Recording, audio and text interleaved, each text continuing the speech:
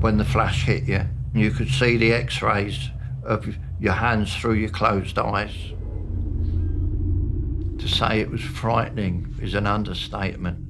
We were basically used guinea pigs. There's no other word for it.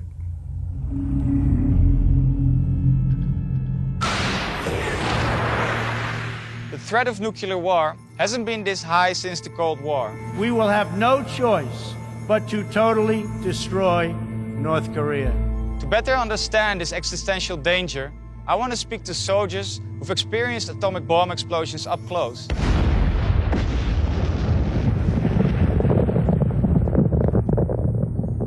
While everyone knows about Hiroshima and Nagasaki, few are aware that an additional 2,000 atomic bombs were detonated after World War II and tested on hundreds of thousands of young soldiers to prepare them for nuclear war. Most nuclear tests were performed by the United States and Russia,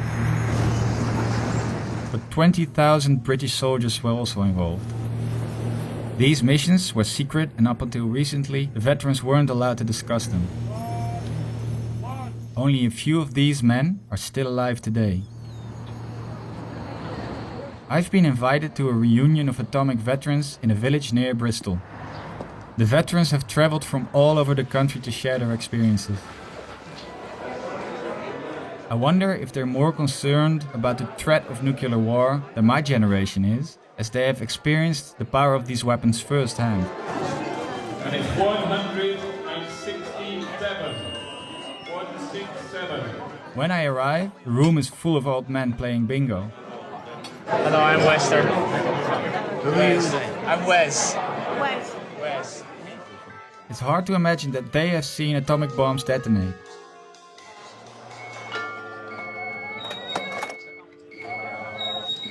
He's a bit deaf. Right, so I'll speak up.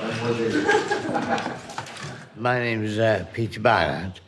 I served in the area for 5 years in the Pacific for the weapons testing. My name is Douglas Hearn.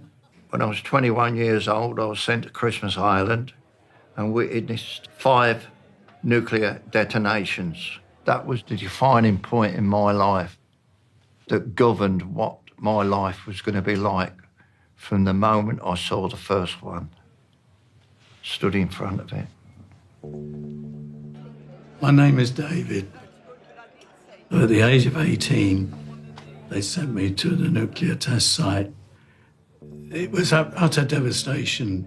Didn't know anything about it when we went. We didn't know what we were going to do when we went, only to be told that we would be testing bombs. We were told nothing. We knew nothing. We were told very little about the day, except don't look at the flash.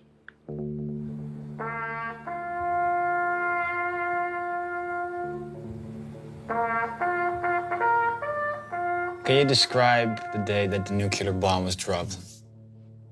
And just before the sun comes up, we were marshalled in groups.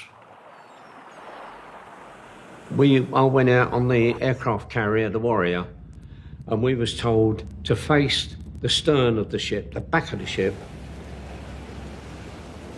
We were told to cover our eyes with our hands or bury your eyes into the crook of your arm, which we did. 9, 8, 7, 6, 5, 4, 3, 2, 1.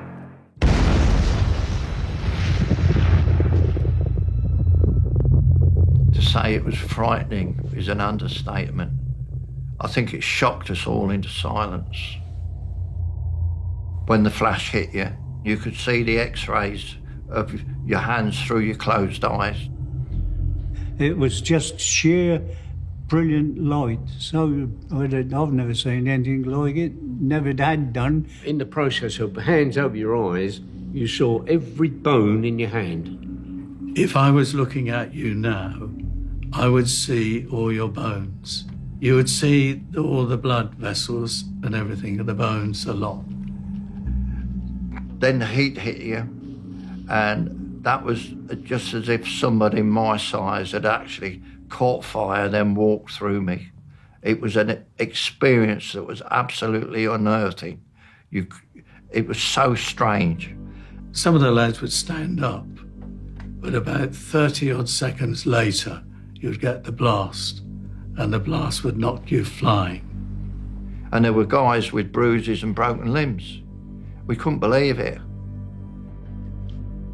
After a while, we were told that we could now stand and look up and watch the mushroom form. You caught sight of it at 90 degrees. It was that huge. It wasn't there, it wasn't there, it was there. It was practically above you.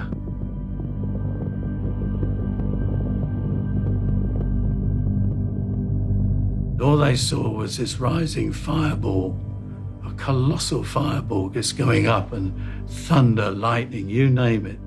What I noticed most was the clouds moving away like that, you know, round and round and round. I think it was too much for some of them, and some of them would cry and ask for their mum. That was awful. There was no comprehension that anything like that could even exist. It was immense. It's a sight to see, but never want to see it again.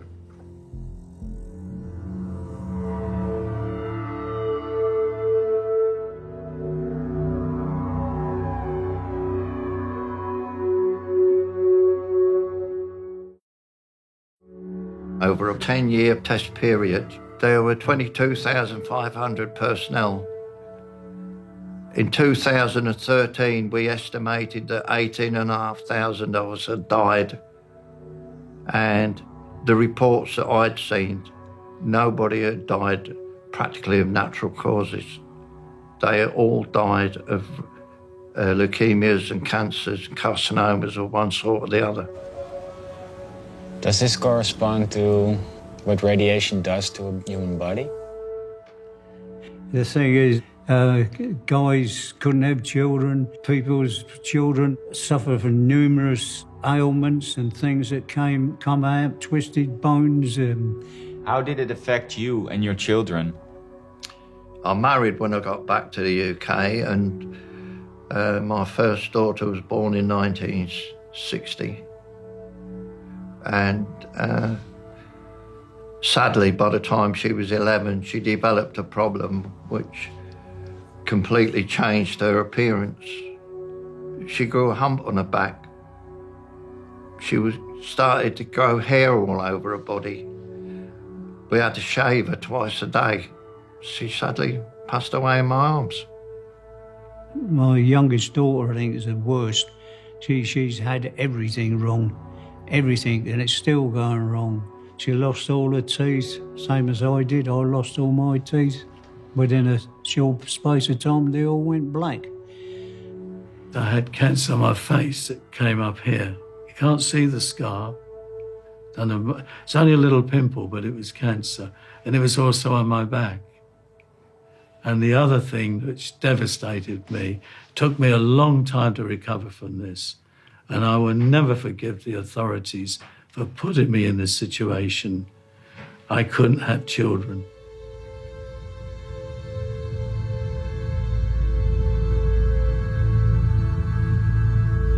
How do younger people respond to what you experienced?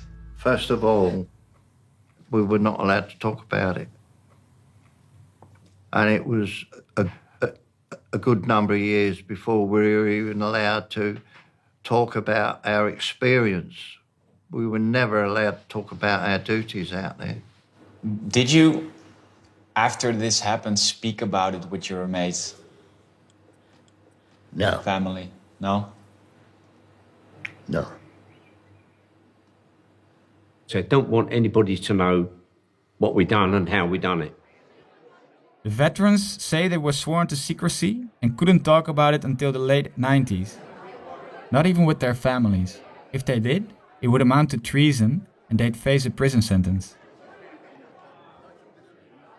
We had no compassion from anybody. We had no help from anybody.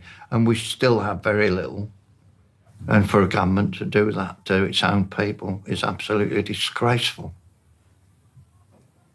It's outrageous. Does it feel good to now be able to talk about it? Well, it helps, doesn't it? To get over it. You're still getting over it. Yeah.